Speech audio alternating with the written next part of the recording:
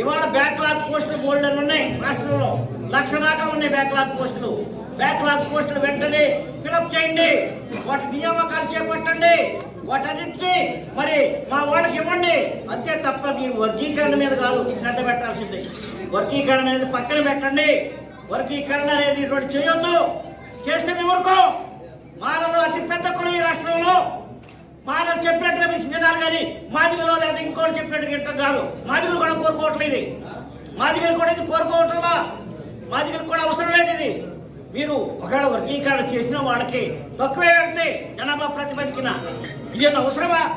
మా అంతా తినేశారు, మా యొక్క పోస్టులను తినేశారు, మా వాటా అంతా తినేశారు అంటున్నాడు. మీ వాటా ఎవడు తిన్నాడు? నీకు ఉమ్మడి వాటా ఉంది, నువ్వే తినే 15%.